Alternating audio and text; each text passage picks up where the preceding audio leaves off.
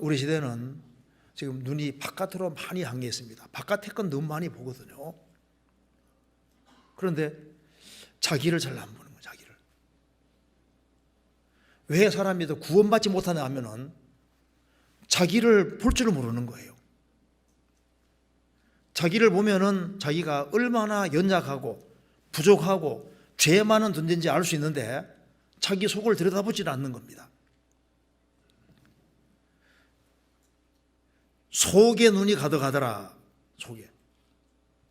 형제의 눈 속에는 티는 보고 너의 눈 속에는 들보는 깨닫지 못하느냐. 자기 속을 보면은 자기 속에는 큰 들보가 있을 수 있는 겁니다. 하나님 앞에 아주 근본적인 문제가 있는데 사실 가정 문제도 남의 문제가 아니라 내 문제일 수도 있는 거예요. 그렇죠? 남을 탓하기 전에 자기 문제일 수도 있거든요. 또 대인 관계 속에서 저 사람 잘못했다. 그런데 자기가 더 큰 잘못일 수도 있는 거라니까요. 자기 속을 봐야 되는데 문제는 우리 속을 우리가 어떻게 보냐 그 말입니다. 성경을 통해서 자기 속을 비춰보면 자기를 알 수 있는 겁니다. 성경 시편 19편입니다. 7절입니다. 나를 훈계하신 여호와를 송축할지라 밤마다 내 심장이 나를 교훈하도다. 나를 훈계하신 여호와를 송축할지라 밤마다 내 심장이 나를 교훈하도다. 다윗은 하나님 마음에 합한 사람입니다. 밤마다 내 심장이 나를 교훈하도다. 자기 반성을 하고 살아가는 거예요.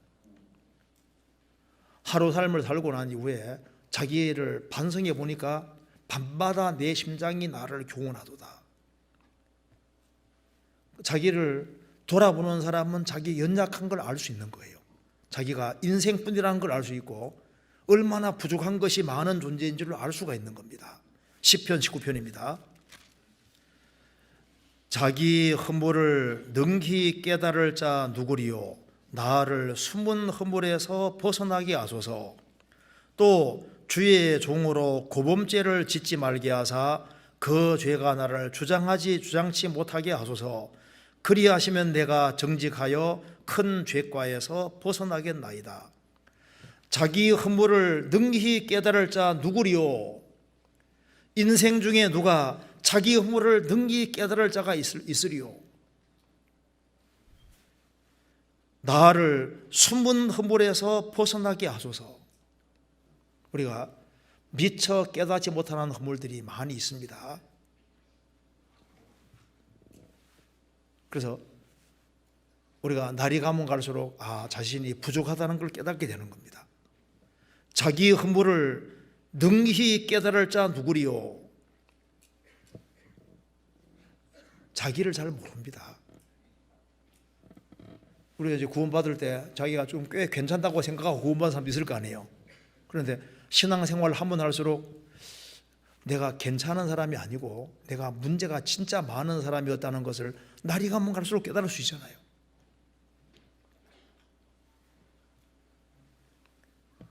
자기 허물을 능히 깨달을 자 누구리요. 나를 숨은 허물에서 벗어나게 하소서.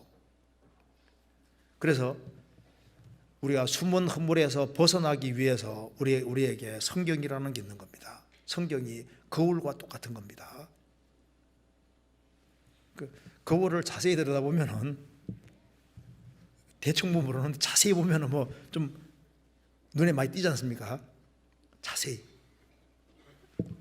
야고보서 1장 22절. 너희는 도를 행하는 자가 되고 듣기만 하여 자신을 속이는 자가 되지 말라. 누구든지 도를 듣고 행하지 아니하면 그는 거울로 자기의 생긴 얼굴을 보는 사람과 같으니 제 자신을 보고 가서 그 모양이었다는 것을 곧 잊어버리거니와 자유하게 하는 온전한 율법을 들여다보고 있는 자는 듣고 잊어버리는 자가 아니요 실행하는 자니 이 사람이 그 행하는 일에 복을 받으리라. 여기에 하나님의 말씀을 거울이라고 했습니다. 그래서 누구든지 도를 듣고 행하지 않으면 그는 거울로 자기의 생긴 얼굴을 보는 사람과 같아. 우리 거울은 자세히 보잖아요. 근데 성경을 자세히 들여다보면은 성경은 자기를 반성하게 만들고 자기 연약한 걸 깨닫게 만들고 자기 부족하다는 걸 깨닫게 만드는 겁니다. 그래서 우리가 이제 우리 속을 들여다볼 필요가 있습니다. 그래서 혹시 비판 같은 것이 많이 생기고 내가 좀 괜찮은 존재라고 자꾸 생각이 들고 하면은, 내가 교만해지고 있다 생각이 들면은 자기 속을 쭉 살펴보면은 내가 그렇게 자랑할 만한 인간이 못 된다는 걸 깨닫게 되는 겁니다.